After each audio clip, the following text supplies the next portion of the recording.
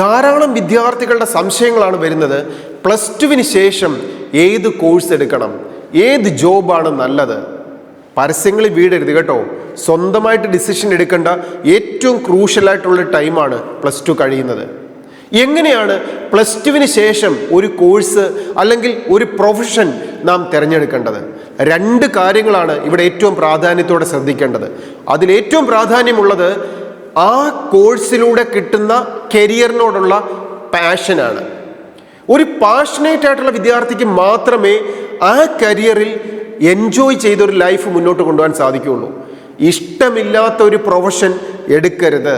അപ്പോൾ അതുകൊണ്ട് ഞാൻ എടുക്കാൻ പോകുന്ന ഫീൽഡ്, അത് എഞ്ചിനീയറിംഗ് എന്നോ മെഡിക്കൽ എന്നോ ടീച്ചിങ് എന്നോ ലോയർ എന്നോ എന്തുമായിക്കോട്ടെ, എനിക്ക് പാഷനേറ്റ് ആയിട്ടുള്ള ഒരു ഫീൽഡിലേക്കാണോ ഞാൻ ലുക്ക് ചെയ്യുന്നത്, ഫോക്കസ് ചെയ്യുന്നത്, ഫസ്റ്റ് അത് തിങ്ക് ചെയ്യുക.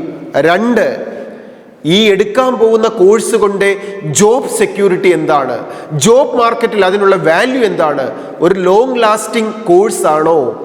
ചില കോഴ്സുകളൊക്കെ ഒരു ഷോർട്ട് ടൈം കോഴ്സുകളാണ്.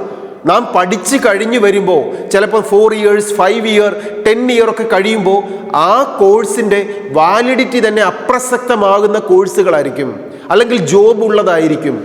അതൊക്കെ ഫോക്കസ് ചെയ്യാതെ ഒരു ജോബ് സെക്യൂരിറ്റി നാം നോക്കുക, അതിനോടൊപ്പം പാഷനും കണക്ട് ചെയ്യുക. ഇത് രണ്ടും ഒന്ന് ശ്രദ്ധിച്ചാൽ നമുക്ക് ഇഷ്ടപ്പെട്ട, മറ്റുള്ളവർ പറയുന്നത് കേൾക്കാതെ, മറ്റുള്ളവരുടെ ഇഷ്ടത്തിനനുസരിച്ചൊരു കോഴ്സ് അല്ലാതെ നമുക്കിഷ്ടപ്പെട്ട ഒരു പ്രൊഫൈൽ, ഒരു കരിയർ, ഒരു ഡെസിഗ്നേഷൻ പ്ലസ് ടുവിന് ശേഷം തന്നെ നമുക്ക് നേടിയെടുക്കാൻ സാധിക്കും. അത് പരസ്യത്തിലൂടെയല്ല പോകേണ്ടത്, നമ്മുടെ ഇഷ്ടമനുസരിച്ചിട്ട്. Study well, enjoy your future. All the best.